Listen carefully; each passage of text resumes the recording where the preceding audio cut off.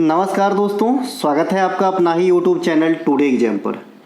दोस्तों, railway exam 2025 खास करके एनटीपीसी ग्रुप डी इत्यादि के लिए जो हमने लेटेस्ट 30 सीरीज स्टार्ट करा था, जिसमें टोटल 30 वीडियो होने वाली थी। आज हम 30 में से क्लास नंबर 24 को देखेंगे। इससे पहले हमने आपको 23 क्लास करा दिया है। साथ ही साथ जो भी बच्चे इस सीरीज़ की कंटेंट बाय करे हैं उन्हें पीडीएफ भी दे दिया गया है। आशा करते हैं कि वीडियो देखने के बाद पीडीएफ से रिवीजन कर रहे होंगे, यही बेस्ट तरीका है। अब क्या कहना जी, आरआरबी एनटीपीसी ग्रेजुएशन लेवल का एग्ज़ाम समाप्त हो चुका है, इंटर लेवल का बचा हुआ है। जो बच्चे कंटेंट को पढ़ के गए होंगे, सीरीज को अटेंड किए होंगे, उनको कंप्यूटर स्क्रीन के अंदर फ़ायदा साफ साफ नज़र आया होगा। एग्ज़ाम समाप्त होने के बाद हमने भी क्वेश्चन देखा है, क्या कुछ पूछा गया था, और बड़ी खुशी होती है जब कुछ गुड क्वेश्चन जो जनरली बच्चे ना बना पाए और मेरे द्वारा बताए गए और एग्ज़ाम में पूछे गए, तो बड़ा अलग लेवल का एक उन्माद है, खुशी है। मैं कुछ एग्जाम्पल पेश करना चाहूँगा। जैसे राष्ट्रीय मानव अधिकार संरक्षण अधिनियम किस तिथि को पूर्ण रूप से लागू हुआ, पढ़ाया हूँ। इसके अलावा जो आपका सीपीयू होते हैं उसके कितने पार्ट होते हैं, उसमें मेन पार्ट कौन सा होता है, ये सभी बातें मैंने आपको पहले ही पढ़ाया है। सीआरएसएस के अनुसार एमएमआर रेट कितना है, मैं वो पढ़ाने के लिए नहीं हूँ जो जनरली लोग पढ़ाते हैं कि महात्मा बुद्ध का जन्म कब हुआ और दुर्गा पूजा में किसको जो है अग्नि में जलाया जाता है और किसे रंगोली का त्यौहार कहा जाता है। ये सब मैं पढ़ाने के लिए नहीं हूँ। ये सब तो आप ऐसे भी कर लेंगे, और जो खुद ही कर लेंगे तो मेरी क्या ज़रूरत जी, है ना। तो चलिए शुरू करते हैं आज का ये क्लास। हमारा कोई सा भी कंटेंट चाहिए, एसएससी की, चाहे रेलवे की, दिल्ली पुलिस, बिहार एसएससी, बिहार दरोगा, आप इस मोबाइल नंबर पे व्हाट्सएप मैसेज के थ्रू कंटेंट को बाय कर सकते हैं, एक छोटी सी फ़ी अदा करके, ई बुक या पीडीएफ। चलिए शुरू करते हैं पहले प्रश्नों के साथ। पहला प्रश्न है, बंगाल की खाड़ी अंतर सरकारी संगठन का 13वां बैठक 2025 में किस देश को अध्यक्षता सौंपा गया है। जो बंगाल की खाड़ी अंतर सरकारी संगठन का जो पैनल है, उनकी बैठक का 13वां एडिशन अभी संपन्न हुआ है। तो उस बैठक में कौन से देश को अध्यक्षता सौंप दी गई है, तो आप कहेंगे भारत को अध्यक्षता सौंप दी गई है। फरवरी 2025 मालदीव में आयोजित बंगाल की खाड़ी कार्यक्रम अंतर सरकारी संगठन की 13वीं गवर्निंग काउंसिल की बैठक में भारत ने बांग्लादेश से अध्यक्षता ग्रहण की है ना। तो अभी अध्यक्ष कौन है भैया बंगाल की खाड़ी अंतर सरकारी संगठन पैनल का, तो आप कहेंगे भारत है। ये बैठक कहाँ पे हुआ था, ये भी आपसे पूछा जा सकता है। तो आप कहेंगे ये मालदीव में हुआ था। मालदीव की राजधानी माले में हुआ था। और मालदीव के बारे में एक और रोचक जानकारी है कि भाई ये एशिया में सबसे छोटी कंट्री है क्षेत्रफल के हिसाब से, इन्हें भी ध्यान रखेंगे, ठीक है मेरे भाई। इनके अलावा ये कुछ नमूने यहाँ पे, ये सभी के सभी जो पहला दो देख रहे हैं ये एसएससी और दिल्ली पुलिस के लिए है, तीसरा जो है ये रेलवे के लिए है ना। और एक रेलवे की सीरीज आप यहाँ पे आप देख रहे हैं। और भी 36 सीरीज लेटेस्ट में चल रहा है एसएससी के लिए, जिसमें 32 क्लास हो गए हैं, 33वां क्लास कल आएगा। बंगाल की खाड़ी अंतर सरकारी संगठन का स्थापना कब हुआ था, 2003 में। यह बंगाल की खाड़ी क्षेत्र की सीमा से लगे देशों का एक क्षेत्रीय मत्स्य पालन सलाहकार निकाय है, जो मछली पालन के लिए उपयुक्त मतलब निर्देश, दिशा निर्देश या फिर जो भी कानून नीति होते हैं उनके लिए ये बैठक की जाती है। और ये बंगाल की खाड़ी से सटे हुए देशों का एक ग्रुप है। इस ग्रुप में कौन कौन आते हैं, तो भारत आते हैं, बांग्लादेश, श्रीलंका और मालदीव, ये 4 देश आते हैं। और इसका हेडक्वार्टर चेन्नई तमिलनाडु में स्थित है। तो इन्हें भी ध्यान रखेंगे। देखिए इंडिया में एक बहुत बड़े चीज़ का हेडक्वार्टर है आईएसए का, है ना, इंटरनेशनल सोलर अलायंस का, गुड़गांव में है। इन्हें भी ध्यान रखेंगे, ठीक है भाई। इनके अलावा एशियाई उत्पादकता संगठन एपीओ कि 2025-26 की अध्यक्षता भारत के पास है। अब देखिए इसकी भी अध्यक्षता भारत के पास है। एपीओ का, एशियाई उत्पादकता संगठन, इसकी अध्यक्षता भी अब भारत के पास है ना। 20 से 22 मई 2025 को जाकार्ता इंडोनेशिया में 67वीं शासी निकाय बैठक के दौरान जो है भारत को अध्यक्षता एपीओ का सौंपा गया, ठीक है। एशियाई उत्पादकता संगठन एपीओ क्या है, यह भी एक अंतर सरकारी संगठन पैनल है जिसकी स्थापना 1961 में हुई थी। मुख्यालय इसका टोक्यो जापान में है। कुल 21 सदस्य है ना। इन्हें भी ध्यान रखेंगे, ठीक है मेरे भाई। इसके अलावा छठा बिम्स्टेक सम्मेलन 2025 का आयोजन ये थाईलैंड के अंदर हुआ था, है ना, जहां भारत की तरफ से प्रधानमंत्री नरेंद्र मोदी जी भाग लिए थे। इस सम्मेलन की अध्यक्षता थाईलैंड की महिला प्रधानमंत्री पेंटोगर्टन शिवानवात्रा है ना, ये भारत भी आई थी, इन्होंने किए थे, ये ध्यान रखेंगे। जहाँ बिम्स्टेक शिखर सम्मेलन थाईलैंड में 2025 में हुआ, तो आगामी 2 वर्षों के लिए जो अध्यक्षता है वो बांग्लादेश को सौंप दिया गया। यहाँ पे मैं नहीं लिख पाया हूँ, याद रखिएगा। बिम्स्टेक का अगला बैठक बांग्लादेश में होगा, क्योंकि अध्यक्ष बांग्लादेश को बनाया गया है आगामी बैठक के लिए बिम्स्टेक का। ठीक है मेरे भाई। 6वीं बैठक का यानी बिम्स्टेक का जो 6ठा बैठक थाईलैंड में हुआ, वहाँ पे विषय क्या रखा गया था?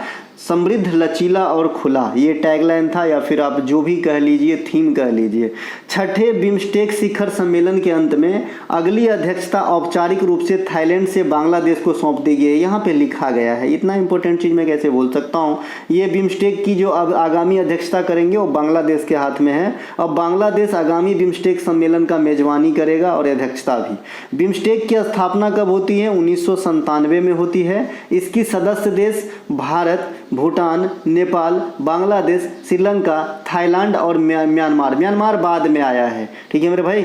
सचिवालय इसका कहाँ पे है? ढाका, बांग्लादेश के अंदर स्थित है बिम्स्टेक का, इन्हें भी ध्यान रखेंगे। देखिए, एक जमाना था कि सार्क को बहुत पूछा जाता था, आजकल नहीं पूछे जाते हैं, है ना। जो आपका सार्क है, जिसका मुख्यालय काठमांडू में है और इसकी स्थापना 1985 में हुआ था। इसमें 8 सदस्य देश है और इसमें भी एक क्वेश्चन पूछा जाता है कि सबसे अंतिम सदस्य देश कौन बना था? तो आप कहेंगे अफगानिस्तान बना था। बिम्स्टेक का अंतिम सदस्य देश कौन बना था? तो आप कहेंगे म्यांमार बना था। ठीक है, नेक्स्ट, ये भैया 36 सीरीज का लोगो, जिसमें 32 क्लास हो चुकी है एसएससी के लिए, बढ़िया है। आप पैरासीटामोल सीरीज के साथ इन्हें भी कर लीजिए तो और अच्छा रहेगा। बुकर पुरस्कार 2024 के लिए शॉर्ट लिस्टेड पुस्तक हेल्ड के लेखक लेखिका कौन है? हेल्ड के लेखक लेखिका एनी मैकल्स है। कौन है भैया? एनी मैकल्स है। ब्रिटेन की समंथा हार्वे ने अपनी अंतरिक्ष आधारित लघु उपन्यास ऑर्बिटल के लिए 2024 का बुकर पुरस्कार जीता था। कल ये क्वेश्चन कोई एक एग्जाम था, वहाँ पे पूछा गया था। ठीक है, कल कोई टेक्नीशियन, कोई ऐसी रेलवे का नहीं, कोई छोटा मोटा एग्जाम था कल, वहाँ पे ये क्वेश्चन पूछा गया था कल। ठीक है, तो भाई ब्रिटेन की जो सामांथा हार्वे है वो बुकर पुरस्कार 2024 की विजेता है ना। इनके पुस्तक का नाम ऑर्बिटल है, ये तो एक ध्यान रखना है, ये डायरेक्ट पूछा जाएगा। इससे पहले सामांथा की पहली उपन्यास द वाइल्डरनेस को 2009 में बुकर पुरस्कार के लिए नॉमिनेट तो किया गया था, लेकिन मिला नहीं था। 2024 के लिए बुकर पुरस्कार के लिए नॉमिनेटेड पुस्तक और उनके लेखक का नाम मैं नीचे दिया गया हूँ।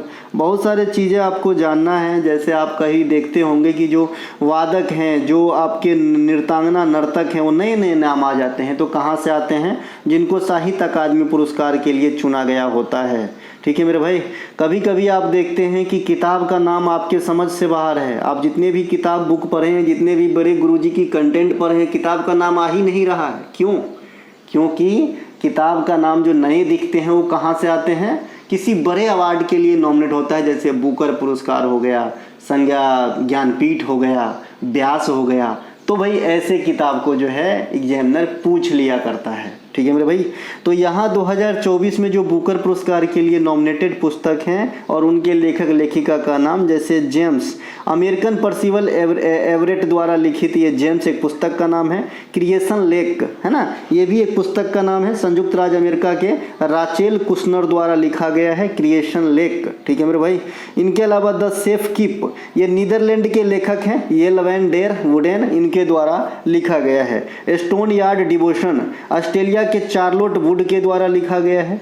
ठीक है, तो ये कुछ पुस्तक है जो बुकर के लिए नॉमिनेट किया गया था 2024 के लिए। अभी बुकर पुरस्कार 2025 वितरित नहीं किए गए हैं। इंटरनेशनल बुकर पुरस्कार 2025 वितरित कर दिए गए हैं, जिनके विजेता भारतीय मूल के लेखिका बानू मुश्ताक जी हैं। ठीक है मेरे भाई। अंतर्राष्ट्रीय बुकर पुरस्कार नया वाला है और ये बाद में इसकी स्थापना 2004-05 में हुई है। ये बुकर पुरस्कार पुराना है। इन दोनों की कहानी मैं पहले बता चुका हूँ कि बुकर क्या होता है और इंटरनेशनल बुकर क्या होता है। बुकर सिर्फ अंग्रेजी में जो है प्रकाशित पुस्तकों को दिया जाता है, इंग्लिश राइटर को, और जो आपका अंतर्राष्ट्रीय बुकर पुरस्कार है ये दुनिया के किसी भी देश में पुस्तक लिखा गया होगा उससे कोई मतलब नहीं है, लेकिन अगर उसका इंग्लिश ट्रांसलेशन कर दिया जाता है तो ऐसे पुस्तक को इंटरनेशनल बुकर पुरस्कार दिया जा सकता है। ये बेसिक डिफरेंस है बुकर और इंटरनेशनल बुकर प्राइज में। ठीक है, बुकर जीतने वाले 3 भारतीय मूल के लेखक लेखिका का नाम यहाँ प्रस्तुत कर रहा हूँ क्योंकि इनका किताब पूछा जाता है। अरुंधति राय, इन्होंने 1997 में the God of small things, ये किताब पूछा जाता है कि इनके लेखक कौन हैं, तो आप कहेंगे the God of small things के लेखक अरुंधति राय हैं। इन्हें इसी पुस्तक के लिए 1997 में बुकर पुरस्कार से सम्मानित किया गया था। किरण देसाई को 2006 में द इनहेरिटेंस ऑफ लॉस के लिए सम्मानित किया गया था और अरविंद अडिगा साहब को 2008 में द व्हाइट टाइगर के लिए सम्मानित किया गया था। तो ये ध्यान रखेंगे। अब आता है बारी अंतर्राष्ट्रीय बुकर पुरस्कार जीतने वाले 2 भारतीय लेखक लेखिका का नाम मैं नीचे प्रस्तुत कर रहा हूं, क्योंकि बुकर पुरस्कार भी आपने देखा कई भारतीय जीता है, लेकिन जो इंटरनेशनल बुकर पुरस्कार है ये 2 जो है भारतीय मूल के लेखक लेखिका यहाँ पे जीते हैं। गीतांजलि श्री 2022 में अपने पुस्तक रेत की समाधि है ना, टॉम्ब ऑफ सैंड के लिए, और बानू मुश्ताक जी 2025 में इंटरनेशनल बुकर पुरस्कार अपने नाम किए हैट लैम्प के लिए। तो ये दोनों ही पुस्तक और दोनों ही जो लेखिका हैं इनका नाम याद रखें, है ना। जो गीतांजलि श्री है ये आप थोड़ा सा आउटडेटेड हो जाएंगे। जो बानू मुश्ताक की किताब है ये काफ़ी न्यू है और आपके एग्जाम में आने के लिए रेडी मोड में है, तो इन्हें भी ध्यान रखेंगे, ठीक है मेरे भाई।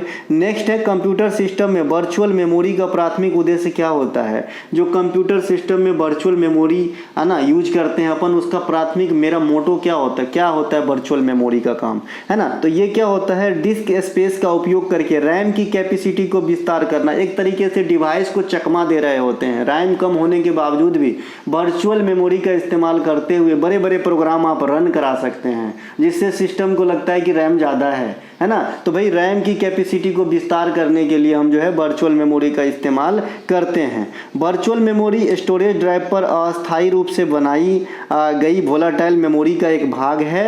इसके द्वारा कंप्यूटर का ऑपरेटिंग सिस्टम बड़े प्रोग्राम को चलाने में सक्षम हो पाते हैं, ठीक है। प्राथमिक मेमोरी, सेकेंडरी मेमोरी क्या होती है, फास्ट कौन सा है, स्लो कौन सा है, ये बात हमने परीक्षा दर्पण वाली सीरीज में अच्छे से समझा दिया है ना। तो इसीलिए पूरे डिटेल में न जाते हुए सीधे प्राथमिक मेमोरी पे आता हूँ। प्राथमिक मेमोरी सीपीयू प्राथमिक मेमोरी में उपलब्ध डाटा को सीधे एक्सेस करता है। ये सबसे बड़ा जो है इसका प्रॉपर्टीज है। जो सीपीयू है वो प्राथमिक मेमोरी में जो भी डेटा है उसको सीधे एक्सेस करके जो है प्रोसेस को लगा देता है। प्राथमिक मेमोरी वोलाटाइल मेमोरी का उदाहरण होता है, जैसे रैम, रोम, ये सब क्या है, प्राथमिक मेमोरी के साथ साथ वोलाटाइल मेमोरी है। वोलाटाइल मेमोरी कहने का मतलब सप्लाई कट हो जाता है तो सब कुछ भूल जाता है, उसको अल्जाइमर हो जाता है, ठीक है। एक बार सप्लाई कट पे सभी डाटा खो जाती है, भूल जाते हैं। यह सेकेंडरी मेमोरी से तेज होता है। जो आपका प्राइमरी मेमोरी है वो सेकेंडरी मेमोरी से तेज होता है, काफ़ी फास्ट होता है, लेकिन डाटा संग्रहण की क्षमता कम होता है। डाटा संग्रहण की क्षमता, भंडारण की क्षमता कहिए कम होती है, स्टोरेज क्षमता कम होती है प्राइमरी मेमोरी में, लेकिन जो स्पीड है वो काफ़ी तेज होती है और वोलाटाइल होती है और सीपीयू के द्वारा सीधे एक्सेस किया जाता है। ये 4 बात याद रखना है आपको प्राइमरी मेमोरी के लिहाज से। इसका कुछ उदाहरण रोम हो जाएगा, रैम हो जाएगा, ईपी रोम हो जाएगा, चेस मेमोरी हो जाएगा। ये सब क्या है, प्राइमरी मेमोरी का उदाहरण है मेरे दोस्त, मेरे भाई। इसके अलावा द्वितीयक मेमोरी, जो सेकेंडरी मेमोरी या ऑप्शनल मेमोरी भी है, सेकेंडरी मेमोरी है, द्वितीयक मेमोरी है, सहायक मेमोरी भी इसे कहते हैं, है ना। तो यह डाटा को अस्थायी रूप से स्टोर करता है, जैसे आप मेमोरी कोड में पिक्चर भरा लेते हो। प्राथमिक मेमोरी की तुलना में इसकी गति धीमी तो होती है, लेकिन स्टोरेज की क्षमता अधिक होती है, ठीक है। इसकी स्टोरेज की क्षमता अधिक होती है। इसमें संग्रहित डाटा को सीपीयू सीधे एक्सेस नहीं करता है, जबकि प्राइमरी मेमोरी में संग्रहित डाटा को सीपीयू सीधे एक्सेस कर लेता है। इस मेमोरी के कुछ उदाहरण जैसे हार्ड डिस्क ड्राइव होता है, एचडीडी, पेन ड्राइव होता है, इसमें आप कई सारे अपना इंपॉर्टेंट चीज रखते हो, है ना। सीडी कंपैक्ट डिस्क होता है, डीवीडी होता है, ये सब ऑप्टिकल वाला में आ जाएगा। सीडी डीवीडी आपने देखा होगा, पहले यही चलता था, आजकल मोबाइल आ गया है। पहले सीडी कैसेट से हम लोग पिक्चर देखते थे। इनके अलावा कंपाइलर क्या है, असेंबलर क्या है और इंटरप्रेटर क्या है। लगभग ये तीनों एक ही होते हैं, लेकिन थोड़ा सा डिफरेंस है और बच्चे एग्जाम में गलती करके आ जाते हैं। देखिए जो कंपाइलर होता है ना, यह क्या होता है, इनका भी काम है भाई मशीन के लायक भाषा तैयार करके देना। असेंबलर का भी सेम काम है, मशीन के लायक भाषा तैयार करके देना, और इंटरप्रेटर का भी सेम काम है, मशीन के लायक भाषा तैयार करके देना। तो फिर ये अलग अलग क्यों है, तो कुछ खास है इसीलिए अलग होगा। आइए, कंपाइलर क्या होता है, यह हाई लेवल लैंग्वेज को, जो उच्च स्तरीय भाषा है जैसे सी हो गया, C++, जावा वगैरह हो गया, तो उसको क्या करता है कंपाइलर मशीनी भाषा में बदल देता है और फिर कंप्यूटर को आसान हो जाता है आगे का काम निष्पादन करने के लिए, क्योंकि कंप्यूटर जो है अपनी भाषा समझते हैं, 0-1 के फॉर्मेट में समझते हैं, ठीक है, बाइनरी भाषा समझते हैं, बाइनरी कोड के माध्यम से काम करते हैं, जैसा कि आपको बचपन से ही पढ़ाया गया होगा। असेंबलर क्या होता है, यह प्रोग्रामिंग भाषा, लेकिन यह निम्न स्तरीय भाषा को मशीनी भाषा में चेंज करते हैं, ठीक है। देखिए, कंपाइलर हाई लेवल भाषा को मशीनी भाषा में, असेंबलर निम्न स्तरीय भाषा को मशीनी भाषा में, और इंटरप्रेटर सभी उच्च स्तरीय भाषा को मशीनी भाषा में चेंज तो करता है, लेकिन लाइन बाय लाइन, जैसे बहुत सारे कोड लिखा हुआ है यहाँ पे, है ना, तो लाइन बाय लाइन काम करता है, और इस लाइन में कहीं भी त्रुटि एरर आता है तो वहीं पे डिटेक्ट करके बताएगा। लेकिन जो कंपाइलर है ये पूरे के पूरे जितने भी कोडित किए गए हैं जो भी भाषा, सभी को एक साथ जो है ना, बदल देता है मशीनी भाषा में, एक साथ काम करता है। तो ये इसका काम करने का तजुर्बा फास्ट हुआ, इंटरप्रेटर थोड़ा स्लो हुआ, दोनों का काम सेम है, ये लाइन बाय लाइन करता है, ये सीधे कर देता है इकट्ठे उठा के, ये एक एक करके एरर बताएगा और कंपाइलर पूरा एरर एक ही बार में दर्शा देगा, ठीक है मेरे भाई। और असेंबलर का कहानी थोड़ा अलग है, क्योंकि ये निम्न स्तरीय भाषा पे काम करता है, मशीनी भाषा में बदलता है। ये तीनों को अच्छे से समझ लीजिए, एक बार ठीक से गहन से पढ़िए, काम समझ में आ जाएगा। बग क्या होता है, कंप्यूटर प्रोग्रामिंग में त्रुटियों को बग कहा जाता है या एरर कहा जाता है ना। जलवायु परिवर्तन प्रदर्शन सूचकांक CCPI कितने संकेत पर आधारित होती है, जैसे बहुत सारे चीज़ अपने इंडिया में ही, है ना भाई, HDI इंडेक्स जो जारी किया जाता है वो कितने संकेतक पे होता है, ऐसा क्वेश्चन पूछा जा सकता है। इसी प्रकार से जलवायु परिवर्तन प्रदर्शन सूचकांक CCPI, अच्छा जो आपका MPI इंडेक्स जारी किया जाता है नीति आयोग के द्वारा, वो कितने संकेतक पे आधारित होता है। तो ऐसे ही एक क्वेश्चन है, जलवायु परिवर्तन प्रदर्शन सूचकांक कितने संकेत पर आधारित होता है, मतलब कौन कौन सी गतिविधियों को जो है डाटा इसमें लिया जाता है और इस आधार पे ये डिसाइड किया जाता है रैंकिंग, है ना। तो भैया चार प्रकार के जो है आपका संकेत पर आधारित होता है आपका जलवायु परिवर्तन प्रदर्शन सूचकांक, ठीक है मेरे भाई। जलवायु परिवर्तन प्रदर्शन सूचकांक 4 संकेतकों पे आधारित होती है, जो इस प्रकार है। ग्रीन हाउस गैस का उत्सर्जन कोई भी देश कितना कर रहा है, जो जितना ज़्यादा कर रहा है वो ज़्यादा खराब में गिना जाएगा।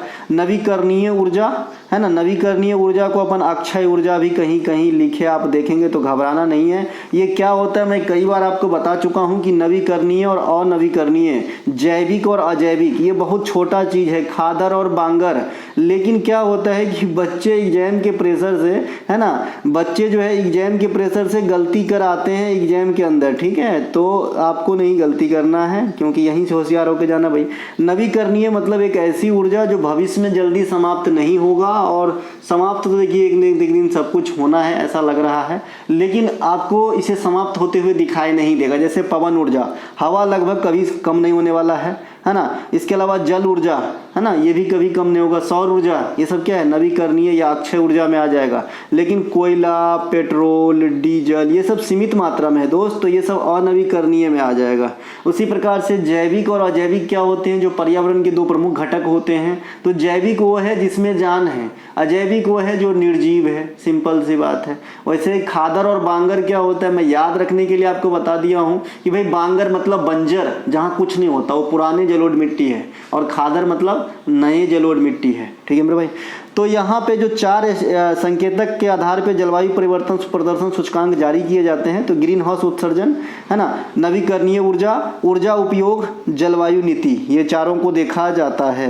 जलवायु परिवर्तन सूचकांक CCPI वर्ष 2025 से 25 के लिए या फिर 25 से German watch, new climate institute of climate action network international नामक 3 संगठनों द्वारा संयुक्त रूप से जारी किया जाता है। ये तीनों ही जो संगठन है वो एक साथ मिलकर इस डेटा को प्रसिद्ध करता है, इस रैंकिंग को प्रसिद्ध करता है, यानी तीनों मिलकर काम करता है जलवायु परिवर्तन प्रदर्शन सूचकांक के ऊपर, है ना। जर्मन वॉच भी है, एक न्यू क्लाइमेट इंस्टीट्यूट है, और क्लाइमेट एक्शन नेटवर्क है, ठीक है मेरे भाई। इनके अलावा जलवायु परिवर्तन सूचकांक 2025 में भारत को कैमा रैंक मिला है। इंपॉर्टेंट कर लेना इसको, क्योंकि ये हर साल पूछे जाते हैं। एक्चुअली आपको जागरूक करा रहा होता है कि भाई पेड़ पौधे लगाओ, ठीक है। तो ये 10वां स्थान मिला है। इंडिया को कितना स्थान मिला है 2025 में? 10वां स्थान मिला है ना। पहला स्थान पे कौन है? डेनमार्क है। वैसे इस लिस्ट में अगर आप फर्स्ट स्थान पे देखेंगे, सेकेंड स्थान पे देखेंगे और थर्ड स्थान पे देखेंगे तो कोई भी देश नहीं है। ऐसा इसलिए क्योंकि जो इसकी क्राइटेरिया है उसे कोई भी देश फॉलो नहीं कर रहा है 100%। इसीलिए प्रथम 3 स्थान खाली रखे गए हैं। चौथा स्थान पे है आपका डेनमार्क। तो भाई ऊपर कोई है ही नहीं, तो प्रथम स्थान पे डेनमार्क को ही माना जाएगा। मतलब हम सब पापी हैं, लेकिन उन पापियों में जो सर्वश्रेष्ठ है उसे कम पापी माना जाएगा ना। तो डेनमार्क सबसे ऊपर है। हम लोग कितने स्थान पे है? 10वें स्थान पे है जलवायु परिवर्तन सूचकांक में। इससे पहले स्थिति हमारा और थोड़ा अच्छा था, ठीक है। 2024 में हम 7वें स्थान पे थे, 2025 में हम 10वें स्थान पे हैं, ठीक है।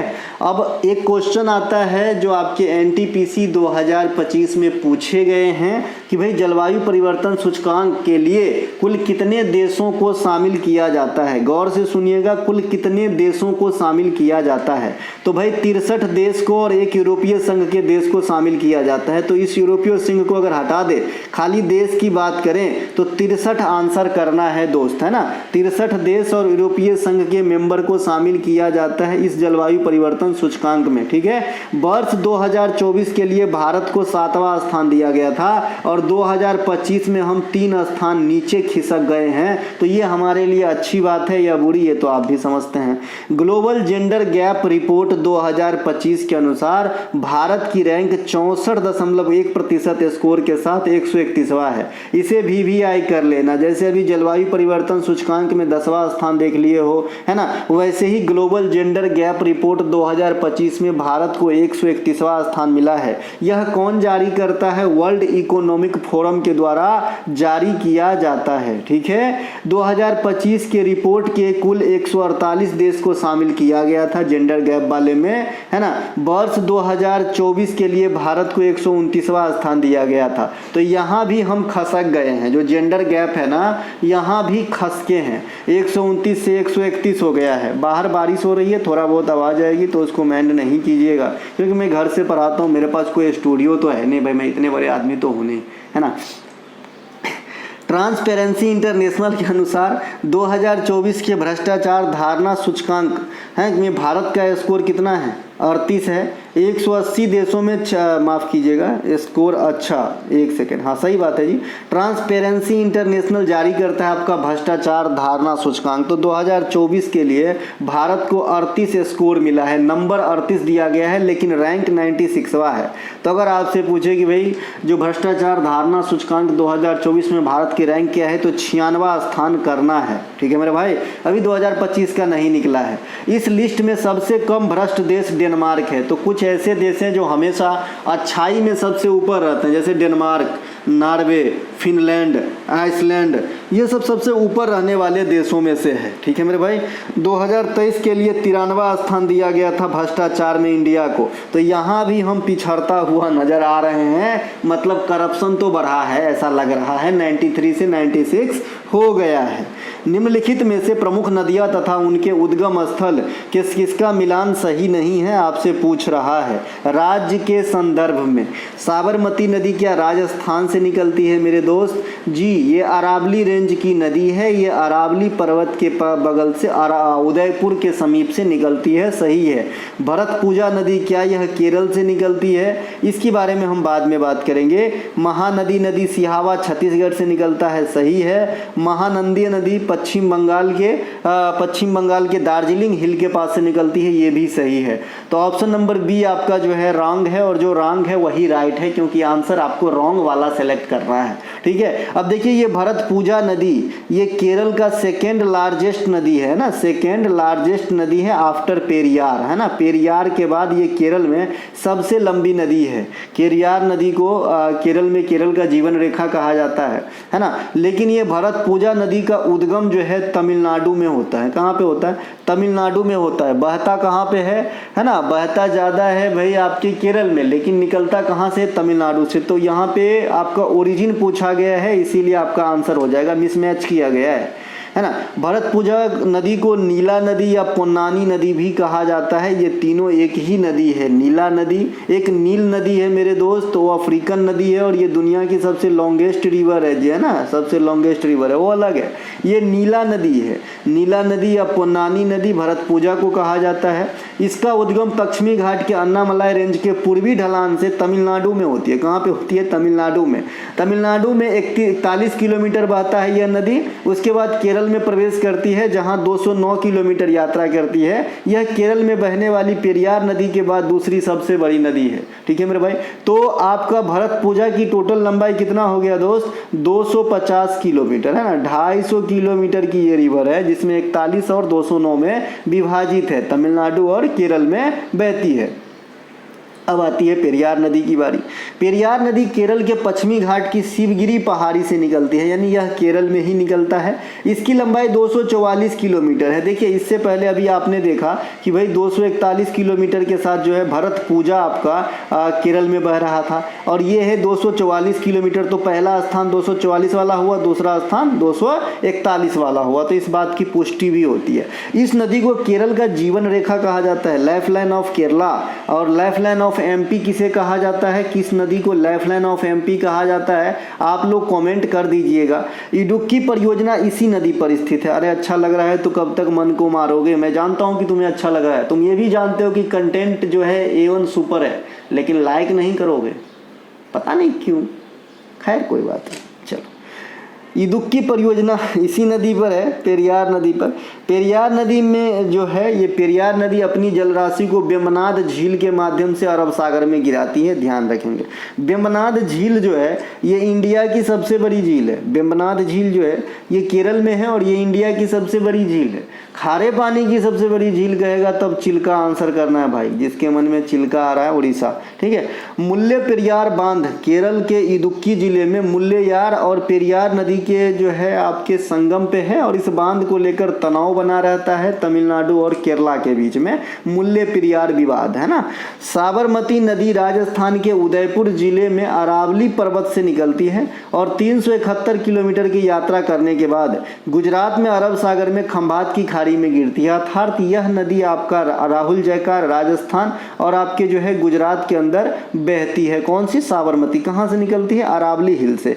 अरावली दुनिया की सबसे पुरानी पर्वत श्रृंखला मानी जाती है, आप सभी को पता होगा। और अरावली की सबसे ऊंची चोटी को गुरु शिखर कहा जाता है, ये भी आपको पता होना चाहिए। ठीक है। इसके अलावा महानदी का उद्गम कहाँ से होता है? तो ये छत्तीसगढ़ के सिहावा पर्वत से होता है। मध्य प्रदेश, उड़ीसा और छत्तीसगढ़ राज्य में यह बहता है। कौन सा? महानदी। महानदी को उड़ीसा का शोक कहा जाता है, यह बात वो आपको भी पता होगा। कोसी को बिहार का शोक और ब्रह्मपुत्र को असम का शोक कहा जाता है। ये तीनों शोक वाला बात भी पूछा जाता है।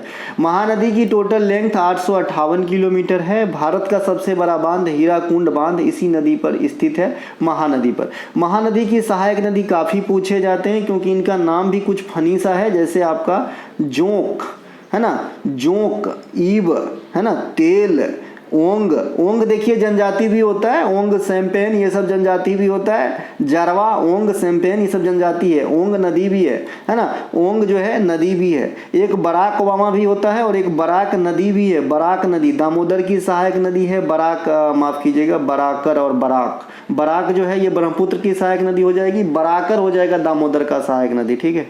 ये बराक नदी भी है, बराकर नदी भी है यहाँ पे।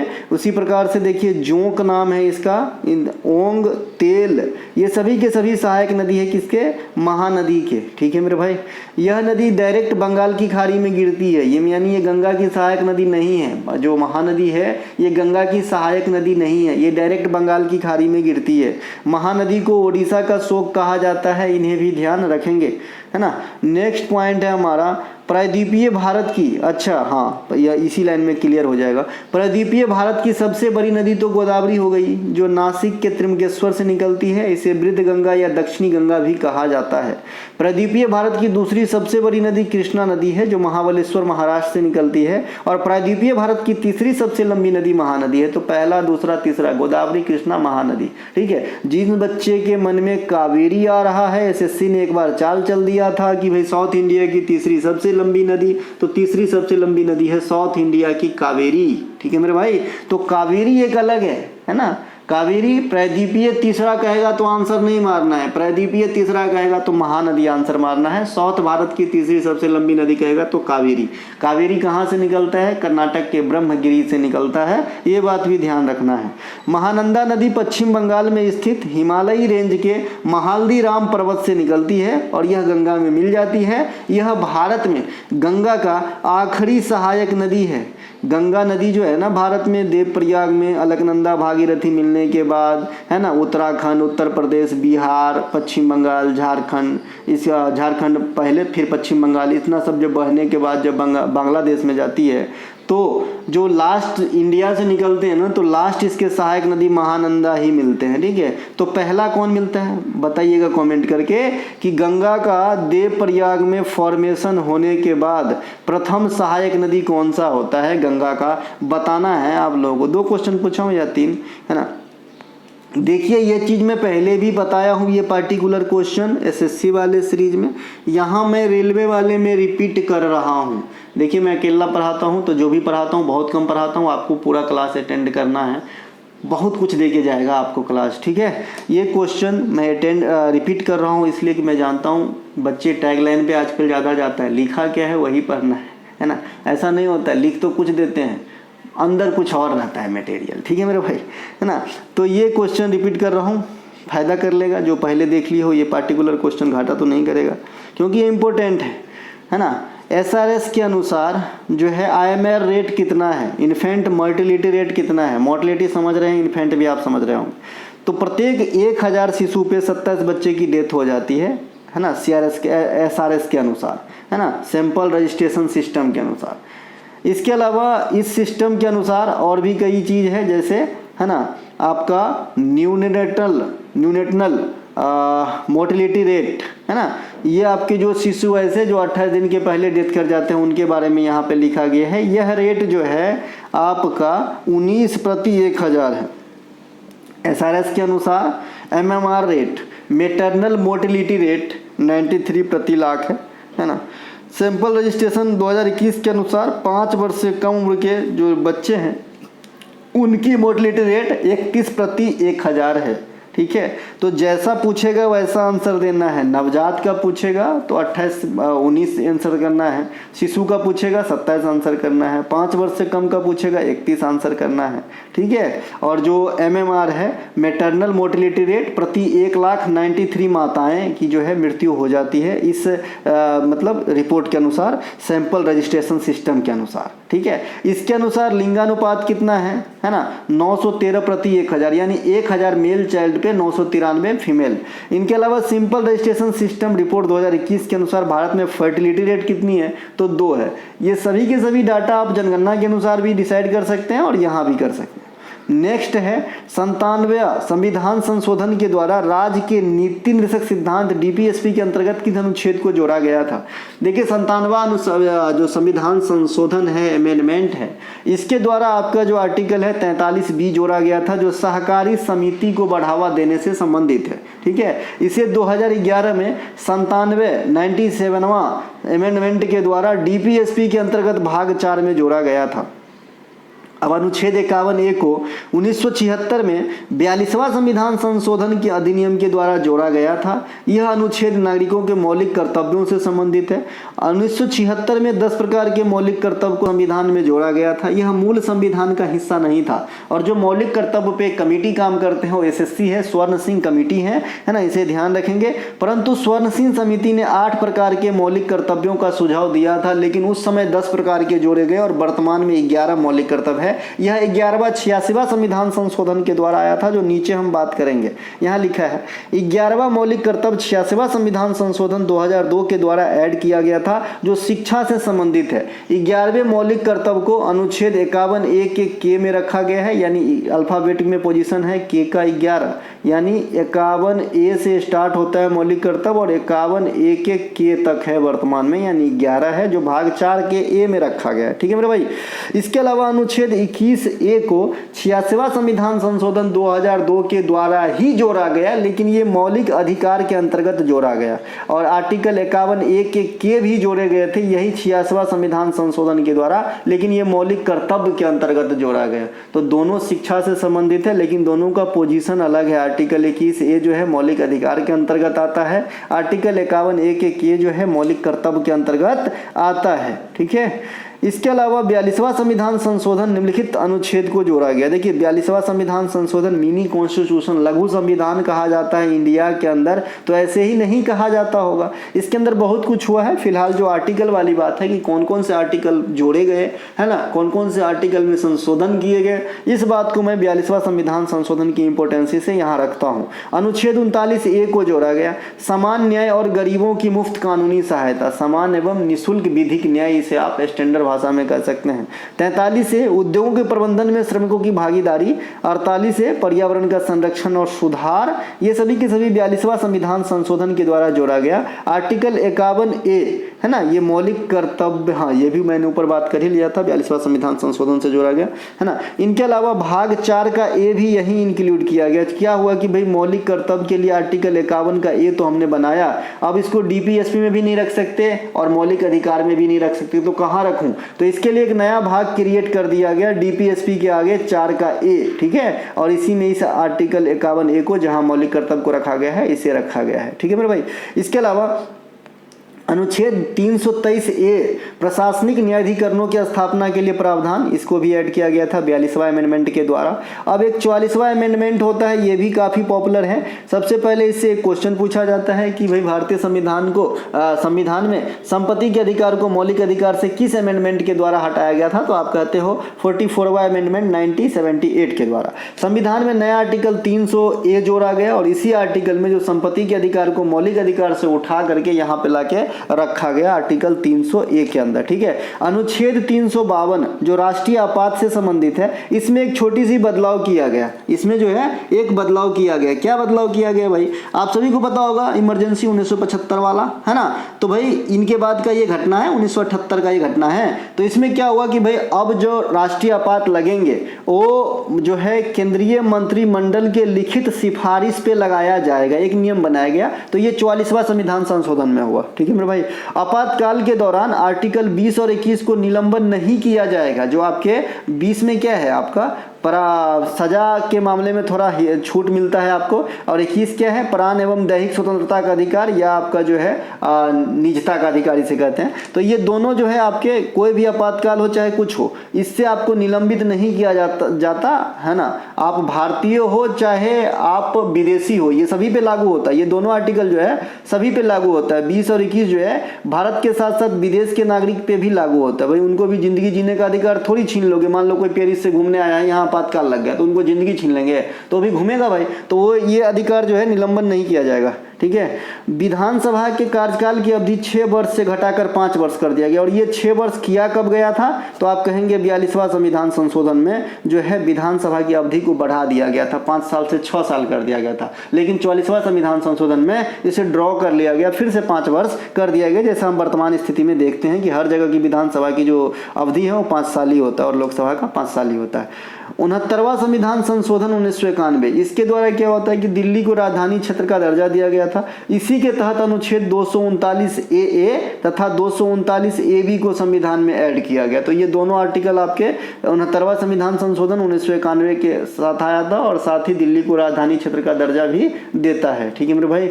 अगर आपको अमेंडमेंट नंबर 1 से लेके 106 तक का पूरी जानकारी चाहिए तो टुडे एग्जाम का टॉपिक सेक्शन में चले जाएंगे, वहाँ आपको देखने को मिल जाएगी। ठीक है मेरे दोस्त। इसके अलावा सौरा चित्रकला, ये क्वेश्चन आपसे पूछा है एनटीपीसी 2025 ने, पहले ही बता क्या दिया है, टॉपिक बैच में लिखा हुआ है और टॉपिक बैच का पेपर कटिंग का नमूना नीचे लगाया हूँ, है ना। परीक्षा दर्पण का लास्ट पेज में जाइएगा, मिलेगा उड़ीसा। अब कोई बच्चे उल्टाए ही नहीं तो उसमें मेरा क्या दोष है यार, है ना। इसको उल्टाना था, ये परीक्षा दर्पण के लास्ट में इंक्लूड है ना। आंध्र प्रदेश में कलमकारी और मुलुगू है, बिहार में मधुबनी चित्रकला, अरिपन और गोदना, ये सब बिहार के हैं। झारखंड और बिहार में जदोपटिया, पैतकर। लेकिन अगर झारखंड और बिहार दोनों ऑप्शन अलग अलग है तो यहाँ पे आपको झारखंड आंसर लगाना है ना। कर्नाटक रंगवाली, कसूती, है ना, हिमाचल प्रदेश अरोफ, पहाड़ी, गुलेर, कांगड़ा, ये सभी के सभी पेंटिंग जो है कहाँ पे, हिमाचल प्रदेश के, कोलकाता कालीघाट पेंटिंग, लखनऊ चिकनकारी के लिए फेमस है। लखनऊ चिकनकारी मतलब मुर्गा नहीं है, चिकनकारी मतलब कलाकारी होती है। इनके अलावा Madhya Pradesh Bagh painting, Gond painting, Maharashtra Warli painting, rangoli painting, Odisha Pattachitra Saura, ये उठा के पूछ दिया, है ना, तो पढ़ोगे तो फायदे में रहोगे। गुजरात पिथौरा, अथिया, साथिया, राजस्थान फर, मंडाना, लघु, कजली, मेहंदी, कजरी डांस है भाई, ये कजली है। तमिलनाडु कोल्लम तंजावुर पेंटिंग, पंजाब फुलकारी, तेलंगाना चेरियल, निर्मल, ये सभी के सभी पेंटिंग जो है आपको रेलवे वाला परीक्षा दर्पण के लास्ट में मिलेगा। तो मैं सीधे आगे निकल जाता हूँ। अलाउद्दीन खिलजी ने अपनी दक्षिण विजय अभियान में सर्वप्रथम कहाँ आक्रमण किया था? मैंने शुरू में ही कहा था रेलवे की बच्चे अगर हमसे तैयारी कर रहे हो तो दोनों सीरीज पढ़ लेना, बहुत ज़्यादा नहीं है यार, 60 क्लास करके तुम्हें मैं एग्जाम में अच्छा कराने की वादा करता हूँ, तो कौन सी बुराई है भाई, है ना। 60 क्लास तो ऐसे ही गुरुजी के 5 दिन में पढ़ लोगे तुम, क्योंकि एक दिन में ही 20 क्लास आते हैं। बड़े बड़े चैनल है, मैं देखता हूँ कि बड़े दिन में 30 क्लास आते हैं, है ना, तो भैया जाने दो। चलो, अलाउद्दीन खिलजी ने अपने दक्षिण विजय अभियान के सर्वप्रथम कहाँ आक्रमण किया था? जो अलाउद्दीन खिलजी है वो अपने दक्षिण जो अभियान था उनका, तो कई सारे जगह को जीते। तो सबसे पहले कहाँ पे आक्रमण किए? तो ये है देवगिरी। अलाउद्दीन खिलजी ने दक्षिण विजय का प्रमुख श्रेय जो है उनके जो मतलब वफादार थे मलिक काफूर, ये जो है गे था, इनको देते हैं। इन्होंने 1307 ईस्वी में देवगिरी पर आक्रमण किया था। उस समय का वहाँ का शासक कौन थे? तो रामचंद्र देव जी थे, इन्हें भी ध्यान रखेंगे। अलाउद्दीन खिलजी के द्वारा दक्षिण विजय का क्रम इस प्रकार है: देवगिरी, वारंगल, द्वार समुद्र, मालाबार। अलाउद्दीन खिलजी के समय गुप्तचर विभाग का जो मुख्य होता था उसे बरीद ए मुमालिक कहा जाता था। यहाँ से क्वेश्चन निकालते हैं एग्जामिनर। इसके समय मुख्यमंत्री को वजीर या दीवान ए वजारत कहा जाता था। सेना के मंत्री को दीवान ए आरीज कहा जाता था। तो ये 3 जो है वरिष्ठ पोस्ट है अलाउद्दीन खिलजी के समय, ध्यान रखेंगे, है ना। इसके अलावा अलाउद्दीन खिलजी ने अपने टैक्स व्यवस्था को लागू करवाने के लिए दीवाने मुस्त खराज, है ना, दीवाने मुस्त खराज स्थापित किया था। अलाउद्दीन खिलजी अपने टैक्स सिस्टम को सुचारू रूप से चलाने के लिए दीवाने मुस्त खराज विभाग की स्थापना करवाए थे।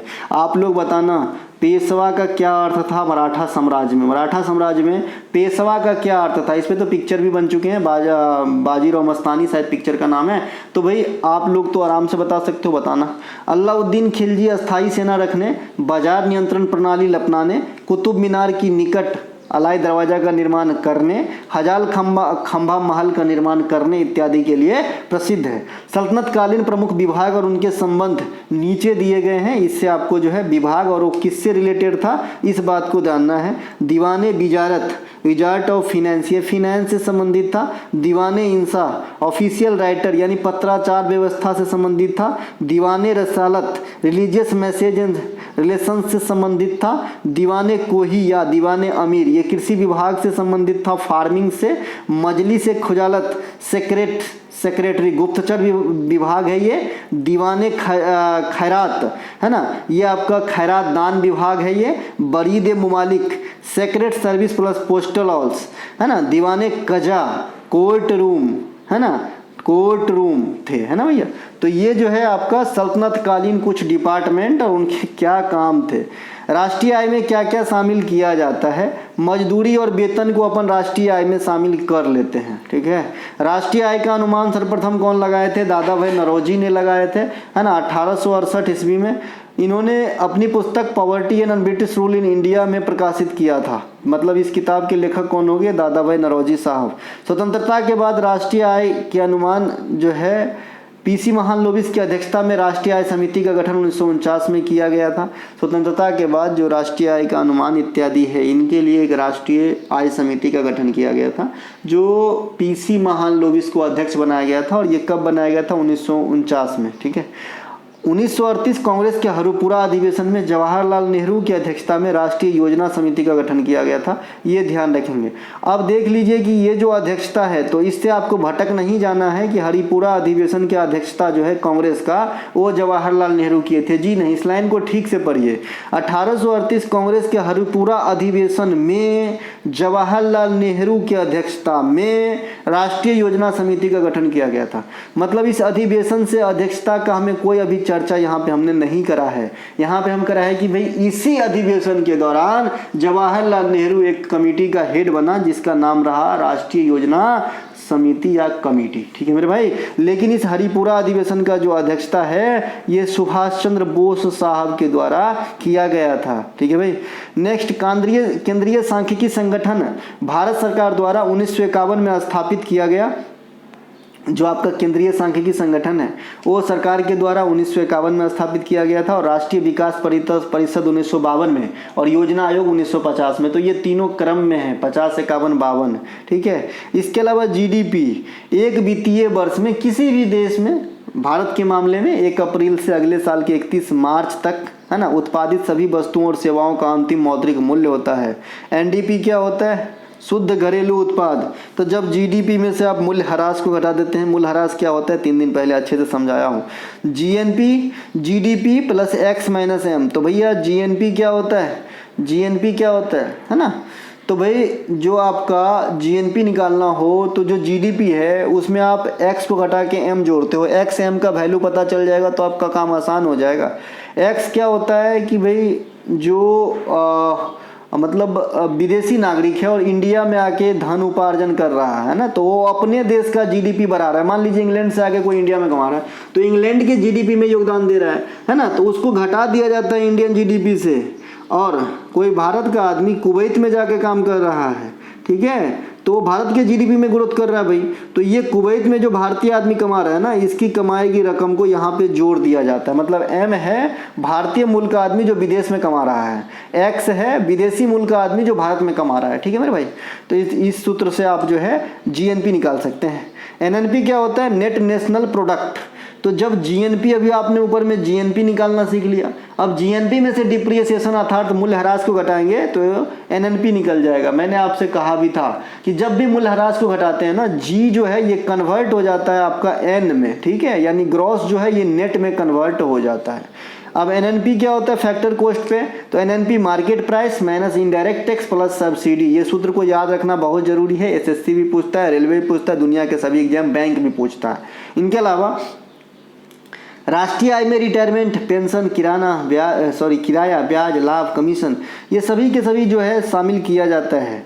वैल्यू एडेड राष्ट्रीय आय निर्धारित करने की 3 योजनाओं में से एक है। राष्ट्रीय आय निर्धारित करने जाने की विधि है खर्चा विधि, प्राप्ति विधि और वैल्यू एडेड, जिसे आउटपुट मेथड भी कहा जाता है। ये क्वेश्चन भी आरआरबी एनटीपीसी में पूछा गया है और ये क्वेश्चन मैंने पहले भी आपको ये पॉइंट पढ़ा रखा है। ठीक है भाई, कि जो आपका राष्ट्रीय आय निर्धारित करने की कितने विधि है, उसमें 4 गो ऑप्शन दिया गया था, तो एगो इन 3 गो तो यही रहेगा, एगो कोई दूसरा का रहेगा, है ना। तो भाई वो आंसर कर देना है। वैल्यू एडेड मेथड को उत्पादन विधि भी कहते हैं या आउटपुट विधि भी कहते हैं। अच्छा, मैं एक क्वेश्चन यहाँ पे पूछना चाहता हूँ। सबसे पहले वैल्यू एडेड इंडिया में कब आया था? वैट कब आया था? वैल्यू एडेड टैक्स वैट कब आया था? आप लोग बताएंगे। जीएसटी सभी को पता होगा, 2017 में आया था। राजस्व घाटा बराबर क्या होता है? राजस्व व्यय माइनस राजस्व प्राप्तियां। प्राथमिक घाटा क्या होता है? राजकोषीय घाटा में से जब अपन ब्याज भुगतान को हटाते हैं तो प्राथमिक घाटा जो है निकल कर आती है। अगला क्वेश्चन है मानव अधिकार संरक्षण अधिनियम 1993 किस तिथि को पूर्ण रूप से लागू किया गया था? ये हूबहू क्वेश्चन एनटीपीसी ने पूछा है और मैंने पहले बता रखा है, और ये सीधे क्वेश्चन इसको रख दिया हूँ और इससे संबंधित और भी मसाला बताऊंगा ताकि आगे समय कुछ पूछे तो छूटना नहीं चाहिए। 28 सितंबर 1993 को जो है पूर्ण रूप से लागू हुआ था। मानव संरक्षण अधिनियम 1993 28 सितंबर 1993 से पूर्व व्यापी प्रभाव से लागू हुआ, है ना। इनके अलावा राष्ट्रीय मानव अधिकार आयोग का गठन कब हुआ था? 12 अक्टूबर 1993 को। सम चीज क्या होता है कि भाई इस्टेब्लिश तो हो जाते हैं लेकिन वो फुल फ्लेज में काम करना बाद में स्टार्ट करते हैं। जैसे कई उदाहरण है, सबसे बड़े उदाहरण अगर मैं बात करूं तो विश्व बैंक, जो वर्ल्ड बैंक है 1944 में स्थापित तो हो गए, लेकिन ऐसा नहीं कि आज ही स्थापित हुए और आज ही फुल फ्लेज में जो है जितने भी सदस्य देश है सब आज ही आ गए, सब आज ही काम स्टार्ट हो गए, तो ऐसा नहीं होता ना दोस्त, है ना। आप किराना दुकान करते हो, है ना, तो आपको लगता है भाई इस गांव में जो है कपड़ा का भी डिमांड बढ़ रहा है, तब आप धीरे धीरे दुकान को बढ़ाते हो, नहीं तो एक ही दिन में मॉल थोड़ी खोल लेते हो। तो ऐसा ही है ना। तो विश्व बैंक भी 1944 में स्थापित हुआ, 45 से फुल फ्लेज में काम करने लगे। वैसे ही लोकसभा का चुनाव अगर आपसे कहे कि भाई इंडिया में आम चुनाव कब हुआ, तो आप कहोगे 1951-52, लेकिन जो लोकसभा का कार्यकाल स्टार्ट होता है वो मई 52 से होता है। तो ऐसे ही आपको ध्यान रखना है बहुत सारे चीज़ों को, ठीक है भाई। तो ऐसे ही जो राष्ट्रीय मानवाधिकार आयोग है यह अस्तित्व में 12 अक्टूबर 93 को आया था, लेकिन फुल फ्लेज में लागू बाद में हुआ 1993 के तहत किया गया। इसमें क्या होता है, एक अध्यक्ष होता है और 4 अन्य सदस्य होता है, जैसे आरबीआई के अंदर भी सेम क्राइटेरिया है, एक अध्यक्ष होता है और 4 डिप्टी गवर्नर होते हैं, ठीक है मेरे भाई। इसी प्रकार से ये मानवाधिकार आयोग में भी होता है, एक वो अध्यक्ष होगा और उनके नीचे 4 वो अन्य सदस्य होंगे, ठीक है।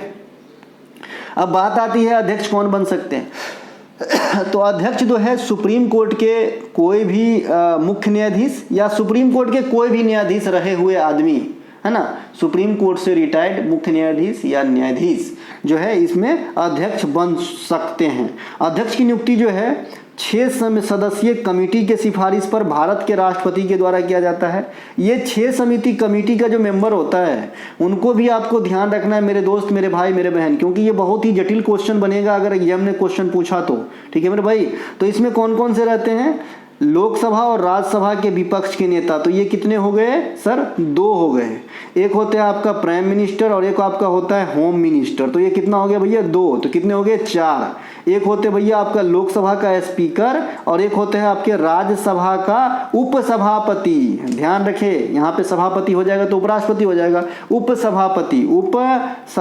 तो इस प्रकार से 1 1 2 2 4 और 2 6, ये 6 जो है मेंबर की जूरी होती है। इनके सिफारिश पे राष्ट्रपति के द्वारा राष्ट्रीय मानवाधिकार आयोग में अध्यक्ष की नियुक्ति करी जाती है ना, समझ में आया। इसके अलावा जो अध्यक्ष होते हैं ना, इनकी कार्यकाल 3 वर्ष की अवधि तक होती है और अगर 3 वर्ष से पहले 70 साल की एज पूरा कर लेते हैं तो रिटायर कर दिए जाते हैं, है ना।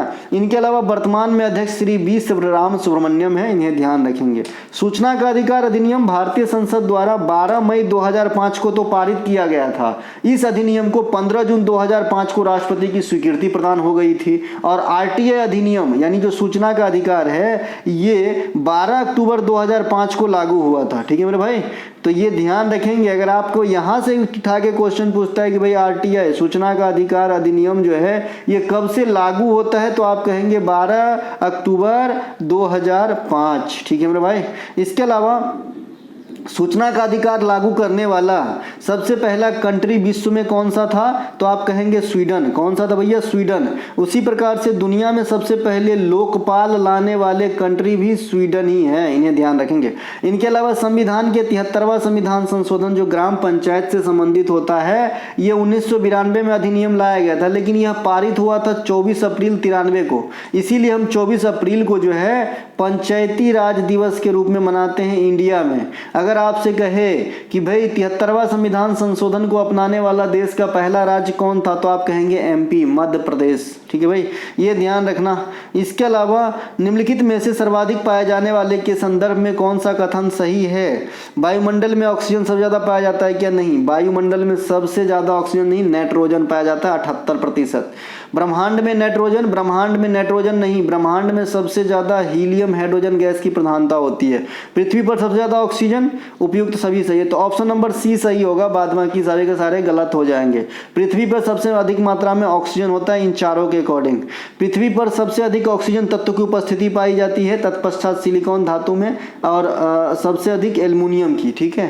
एक सेकेंड देखिए, पृथ्वी पर जो उपस्थिति होती है चीज़ों की, इनमें क्वेश्चन पूछने के तरीके बदल जाते हैं। अगर सबसे ज़्यादा तत्व पूछा जाता है तो ऑक्सीजन आंसर होता है। देखिए यहाँ पे 46.6% है, लेकिन अगर सबसे अधिक धातु कहेगा कि भाई सबसे अधिक कौन सा धातु पाया जाता है, तो आपको एल्युमिनियम आंसर कर लेना है। 8.1% एल्युमिनियम पाई जाती है पृथ्वी पर और सबसे अधिक ऑक्सीजन, लेकिन ऑक्सीजन धातु में काउंट नहीं होगा। तो ये दोनों तरीके अलग अलग है, दोनों आंसर बदल जाएंगे।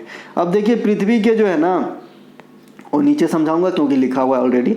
ब्रह्मांड में सर्वाधिक हाइड्रोजन और हीलियम गैस की प्रधानता होती है। पहले ऑप्शन का व्याख्या कर दूं, है ना। सूर्य के अंदर नाभिकीय संलयन में भी यही गैस भाग लेती है जो ऊर्जा का स्रोत बनती है। तो अगर आपसे पूछे कि भाई सूर्य का जो ऊर्जा का स्रोत, सूर्य से जो हमें ऊर्जा प्राप्ति होती है, तो स्रोत क्या है, तो आप कहेंगे नाभिकीय संलयन। वायुमंडल में सर्वाधिक नाइट्रोजन गैस 78% पाई जाती है और ऑक्सीजन 21% पाई जाती है और 1% में पूरे दुनिया जहान की गैस पाई जाती है और कई गैस नेचुरल रूप से नहीं पाए जाते हैं। ठीक है मेरे भाई। पृथ्वी के प्रमुख 3 लेयर होते हैं, क्रस्ट, मेंटल, क्रोड। क्रस्ट सबसे ऊपरी भाग है, मेंटल बीच वाला है और क्रोड सबसे नीचे वाला है। क्रोड में नीफे है ना, निकेल और फेरस की बहुलता होती है, इसे ध्यान रखेंगे। क्रस्ट में सियाल और सीमा की बहुलता होती है, सियाल सिलिका और एल्युमिनिया, सीमा है ना सिलिका और मैग्नीशियम। तो इस प्रकार से जो है सियाल और सीमा क्रस्ट में पाए जाते हैं, नीफे निकेल और फेरस क्रोड में पाए जाते हैं। क्रोड को गुरुमंडल भी कहा जाता है और ये सबसे है ना भीतरी लेयर है पृथ्वी का, सबसे निचला लेयर है पृथ्वी का। क्रस्ट सबसे ऊपरी लेयर है ना, और मेंटल बीच वाला है। वायुमंडल में 5 लेयर होते हैं, क्षोभ मंडल सबसे नीचे वाला है, समताप मंडल उसके बाद वाला है, मध्यमंडल उसके बाद वाला है, आयन मंडल 4 नंबर पे है और बाहरी मंडल 5 नंबर पे है। ठीक है, तो ये ध्यान रखेंगे। देखिए जो भी मौसमी घटना होता है ना, ये क्षोभ मंडल में आता है। समताप मंडल में वायुयान वगैरह उड़ जाते हैं है ना, और समताप मंडल में ही आपके ओजोन लेयर स्थित है। ओजोन का सूत्र भी याद रखेंगे, ग्रुप डी 2022 में पूछा था। O3 होता है, O का 3 बार होता है ना। इसका अनुभार पूछ लेगा, 48 हो जाएगा, 16 के 48। ठीक है, तो ये थे भैया आज का क्लास। अच्छा लगा हो तो लाइक करें, अपने दोस्तों को शेयर करें। मिलेंगे अगले वीडियो में, तब तक के लिए जय हिंद। हमारा कोई सा भी कंटेंट चाहे डिस्क्रिप्शन में लिंक है, आप लिंक क्लिक करके व्हाट्सएप मैसेज के थ्रू कंटेंट बाय कर सकते हैं और अपने जर्नी को आसान कर सकते हैं। जय हिंद।